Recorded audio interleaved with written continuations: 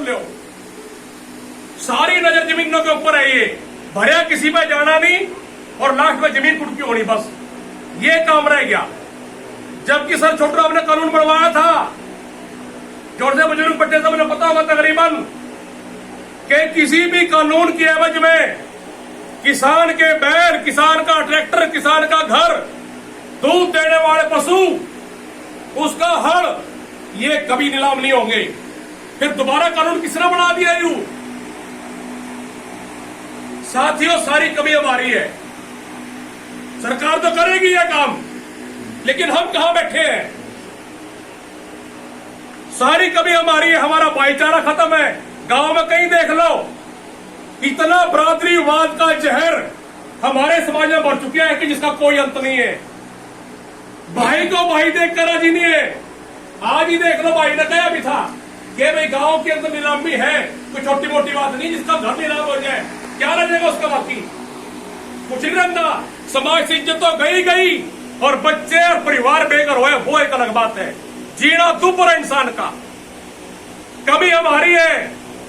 हमारे अंदर बरादरी का बंटवारा, कई राजनीतिक पार्टियों का बंटवारा, कहीं किसी तरह का बंटवारा, कहीं हमारी फसलों का बंटवारा, बटे पड़े सारे तमाशा देख रहे एक दूसरे का।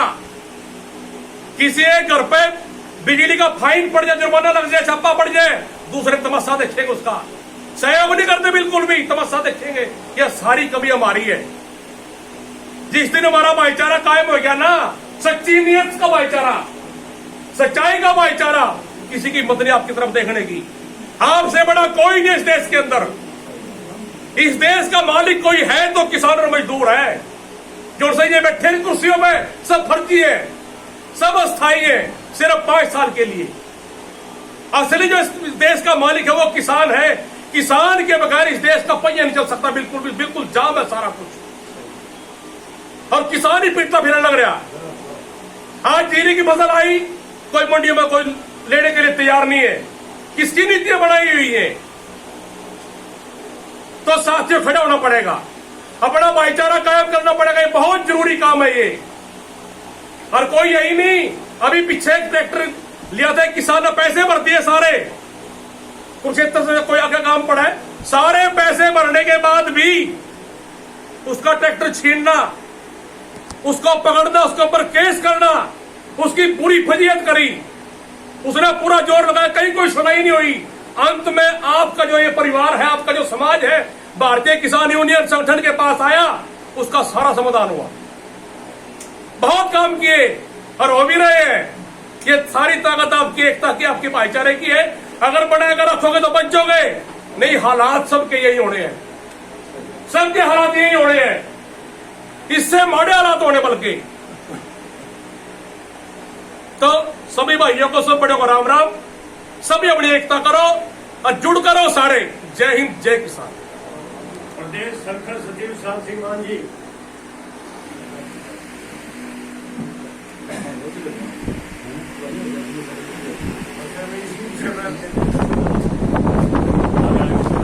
भारतीय किसान यूनियन जिंदाबाद।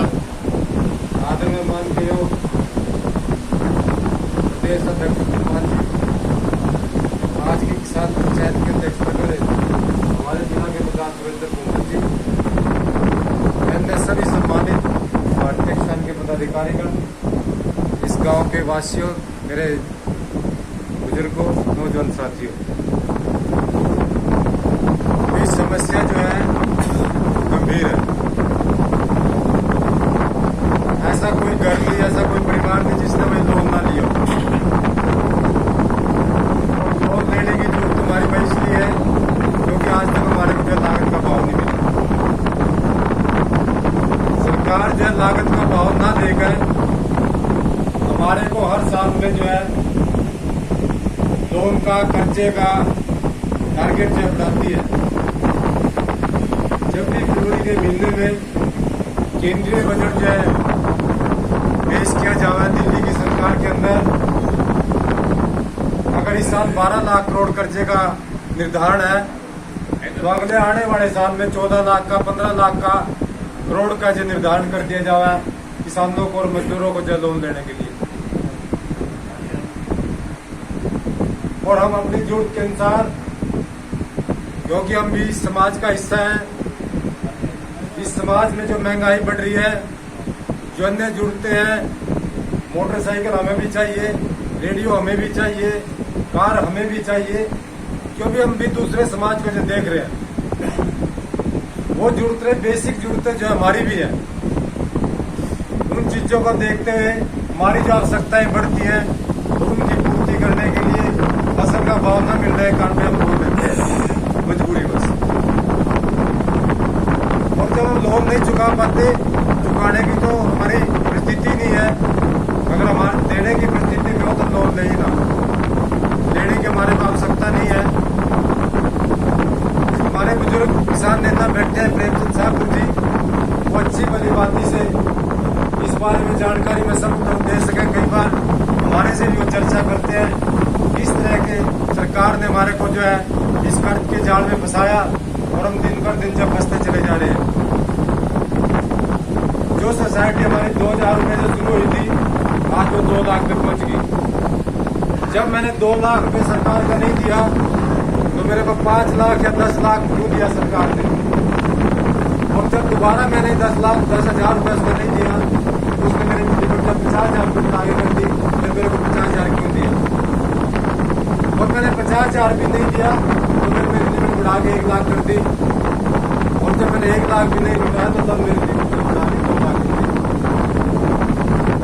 ये हमारे 74 साल के जो है बुजुर्ग जो किसान है हमारे, जिन्होंने पिछला जमाना भी देखा है और आज का जमाना भी देखा है, वो भली बात है हमारे को बताते हैं कि कैसे कैसे जो हमारे को इस कर्ज के मकर जाल में फंसाया, हम फंसते चले गए, और आज हमारे जो है गर्दन तक जो डूब चुकी है, नाक तक हमारा डूब चुका है इस कर्जे के अंदर, और आज हम देने की परिस्थिति में नहीं है। तो आज हमारा कोई घर नीलाम कर रहा है, कोई आज हमारी जमीन नीलाम कर रहा है, लेकिन उसका एक मुख्य कारण भाई ये है कि हमारा एक कर्ज है। जब किसी भी किसान का, मजदूर पे कोई आपदा पड़ा तो हम जब तमाशा देखा है, बिरादरीवाद की बात करें और एक की बात नहीं करते भाई। अगर जीरी के मसले में बता लिए तो जीरी के मसले में हम भाई बीज ढूंढते हैं, मैंने तो बिहार लगा रखी, मैंने तो बासमती लगा रखी, इस तरह की बातें भैया हम जो है लोग करते हैं। और बिरादरीवाद और धर्मवाद की बात अगर मैं नहीं करूँ उससे तो आप भली बातें परिचित है भाई। इसका एक ही मूल मंत्र है, हम इकट्ठे हुए और आप अपनी जो लड़ाई है सामूहिक तौर पर लड़ा, और जो इस भाई के साथ हुआ है हम इस भाई के साथ खड़े, पूरा परिवार इस भाई के साथ खड़ा।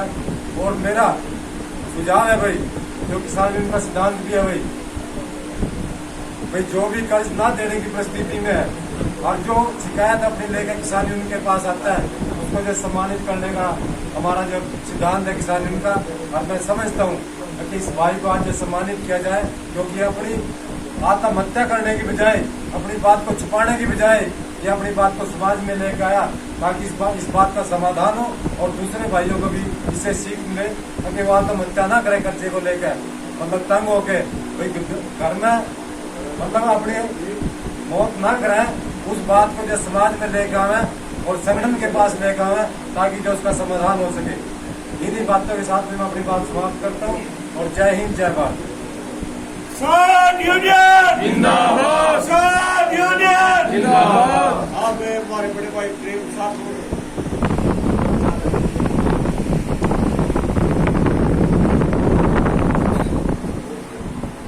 आदरणीय हरियाणा के प्रधान रतन मान जी, जिला करनाल के प्रधान सुरेंद्र कुमार जी, सभी किसान यूनियन के पदाधिकारी, किसान बुजुर्गों, नौजवानों, प्रेम साहब का प्रणाम। मैं सबसे पहले तो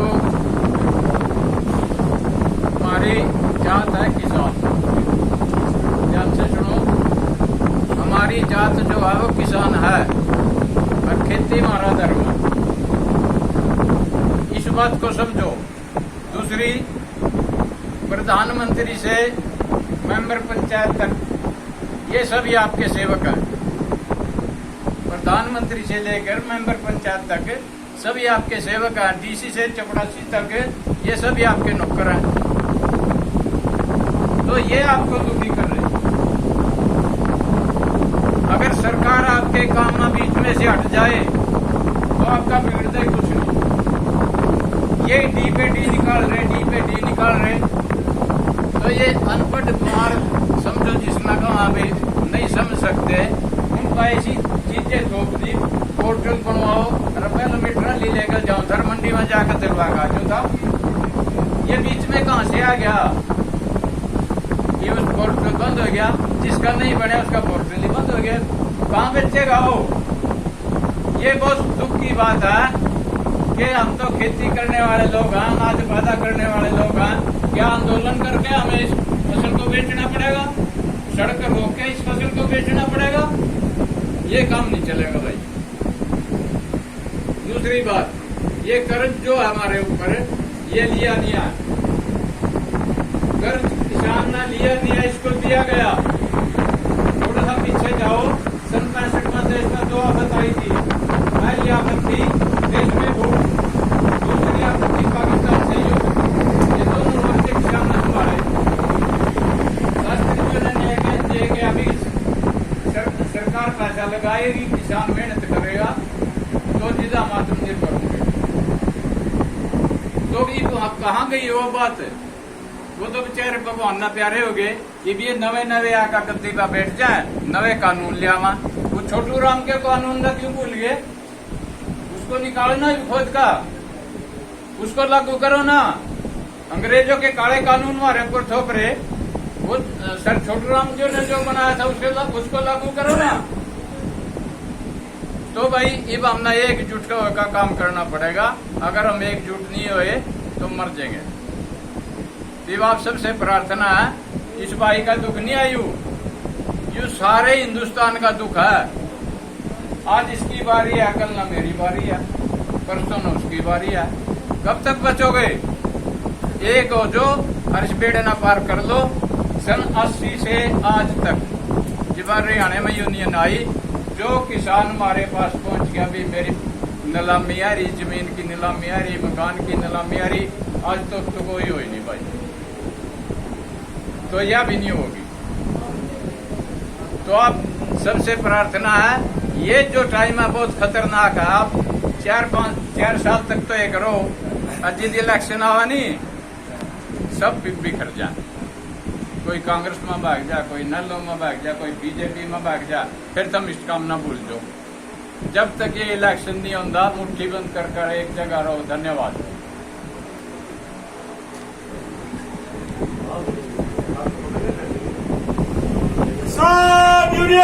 जिंदाबाद जिंदाबाद। हमारे हरियाणा के प्रधान रतनमान जी, वो आपके बीच में ये पंखे बंद कर दो 5 मिनट तक।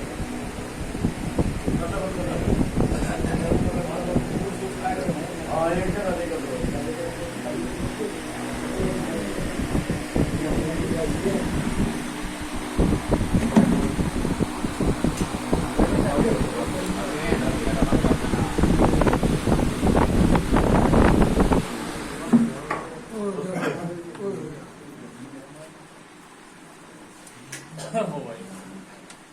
किसान मजदूर एकता जिंदाबाद जिंदाबाद जिंदाबाद। अब बैठ जाओ भाई। मैं इसलिए बाहर आया कि हमारा कतलाड़ी का कुड़ुआ बाहर बैठा और आपसे ही मैं बात करने के लिए आया। आदरणीय किसान बिरादरी के सरदारों, सबसे पहले आज से करीब 40 साल पहले, जब मेरा बहुत छोटा बचपन था, जैसे वो साइड में बैठे पीछे बच्चे, तब इस गांव में मैं आया था और इस गांव का बहुत बड़ा योगदान आंदोलनों में रहा है। कई मूर्ति मेरे सामने बैठी है मेरे जमाने की। संजय, आज कुछ नए बच्चे भी आए हैं, इनका भी बहुत आभार है भाई। चौधरी पूर्ण सिंह यहां सबसे पहले अध्यक्ष बनाए गए थे गांव में। चौधरी साधु राम जी बड़े मजबूती के साथ उनके साथ चला करते थे।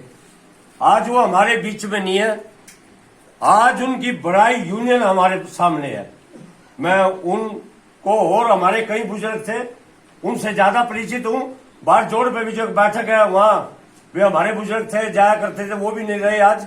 मैं उन सबको नमन करता हूं कि उनकी प्रेरणा से आज हम जिंदा है, मरे नहीं, हम जिंदा है, मजबूत है। आज का जो मसला है ये कतराली गांव के बहादुर किसानों के लिए कोई बड़ा भारी मसला नहीं है। ये तो चिंटी जैसा मसला है इनके हाथ में। क्रांतिकारी गांव है, निस्संकाश बहुत सारी बातें हैं। ये सारे मेरे साथ सभी रहे हैं भाई। आज का जो मसला है हमारे इस गांव का भाई है संदीप, ये मसला उसका नहीं है। अगर कोई अपने दिल पे इस बात ने लगावे, संदीप लगावा, परिवार लगावे कि भाई ये मसला संदीप का है, ये मसला पूरे देश के किसान मजदूर समाज का मसला है। और ये मसला नया नहीं है। अभी भी इस गांव के आसपास में 10-12 इस तरह के हालात हैं। किसी का मैंने फोन करके पहला छटवाया रातों रात, किसी का किसी तरीके से, लेकिन यह अंदाजा लगाया जा सकता है कि यह बीमारी कितनी भयंकर है। और जो इस पंचायत के बीच में आज एक एक किसान बैठे हैं, वो मैं कहलवाना तो किसी के मुंह तो नहीं चाहूंगा, लेकिन वो अपने दिल में सोच लो उसकी भी कर्जे के बारे में कैसी हालत है। मेरी भी हालत आप जैसी है।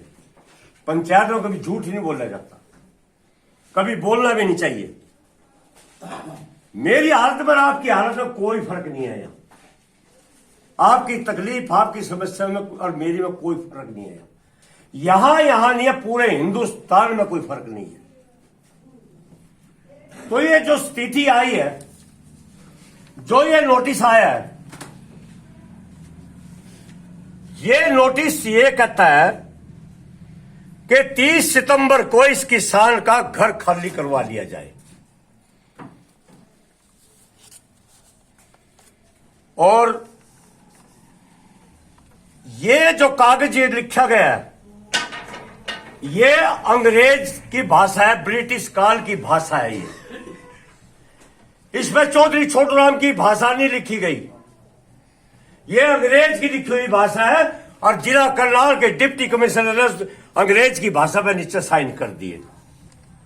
आप कहोगे एक कानून है, हम कहेंगे एक कानून नहीं है। हम कानून को मानने वाले लोग हैं, लेकिन हम अंग्रेज के कानून को मानने वाले नहीं हैं।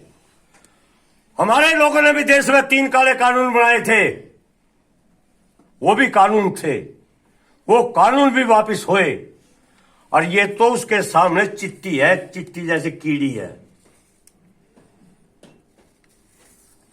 तो आज पहली बात तो ये है भाई, कतलाड़ी में तो इस मकान में कोई खरीदने वाला नहीं है ना, नहीं है ना।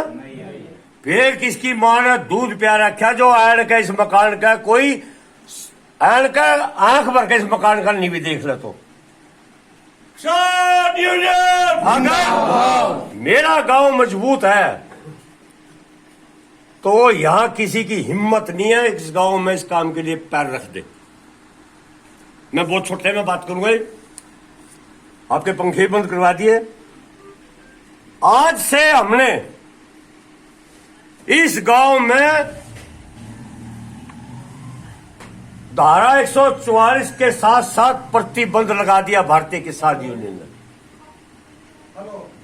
इस काम के लिए चाहे कोई पुलिस है, कर्मचारी है, अधिकारी है, चाहे कोई सत्ताधारी है, आज से इस काम के लिए पूरे गांव में उनका प्रवेश बंद कर दिया गया। सुनिए भाई, एक मिनट भाई, उसका प्रवेश बंद कर दिया गया है। अगर 30 तारीख तक ये आदेश वापिस नहीं लिए तो 30 तारीख को इससे बड़ा हम फैसला लेंगे, जिसका आज मैं उल्लेख नहीं करूं। यहां अधिकारी हो चाहे कोई भी हो, इस गांव का मुंह देखने तरस जाएंगे अगर ये उन्होंने अपने इस कानून को इसका वापिस नहीं लिया तो। मैं समझता हूं इस बात को अच्छी तरीके से।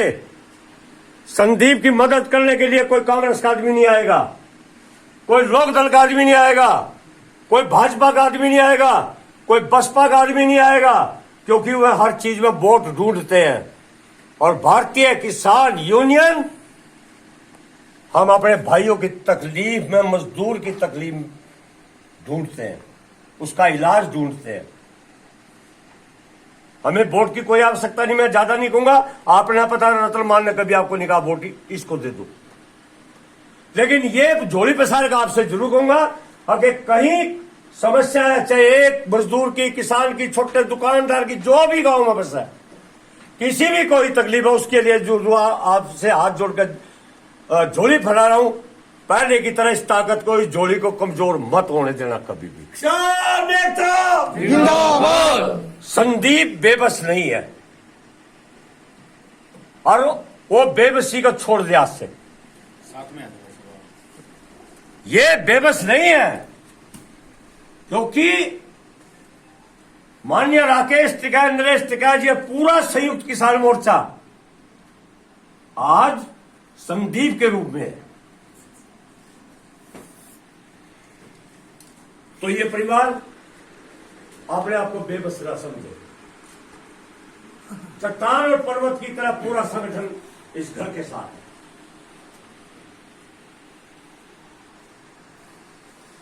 और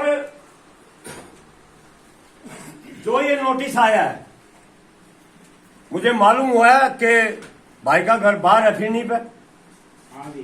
हम यहां से बड़े सद्भाव के साथ चलेंगे। रास्ते में दादा खेड़ा भी है, हम दादा खेड़ा से भी आशीर्वाद लेंगे कि मेरे परिवार की ताकत हमेशा बनी रहे और दादा खेड़े के प्राचीर में इस काले कागज को, काले कानून को दादा खेड़ी के जी हजूरी में इसको फूकेंगे। पता लग जाएगा जारी करने वाले ने भी, और हमारा चैलेंज होगा, ने फूक दिया तेरा नोटिस, फिर आ जा। फिर अगर तेरे पेन और उसमें ताकत है तो इस गांव में इस मकान को बेच कर दिखा दे, इसको खाली करके दिखा दे। दिखा नहीं, इसके तरफ देख के दिखा दे। हमने आज इस कानून को हम फूक देंगे, अपने हाथों से मैं फूकूं इस कानून को। और मेरे भाइयों, कानून में मैं कानून की थोड़ी बात बता दूं, आपके काम आएगी मेरी गैर हाजिरी में बातें। जो डीसी होता है वो घर बसाने के लिए होता है, तकलीफ दूर करने के लिए होता है। डीसी घर बनवा के देता है कि नहीं देता भाई? कोई भूखा ना सोए जिले में, उसकी जिम्मेवारी है, उसके बहुत सारे दायित्व हैं, लेकिन उसका ये दायित्व नहीं है अब वो चिट्ठी जारी करके किसी का घर उजाड़ दे। हम जवाब लेंगे इस बात का।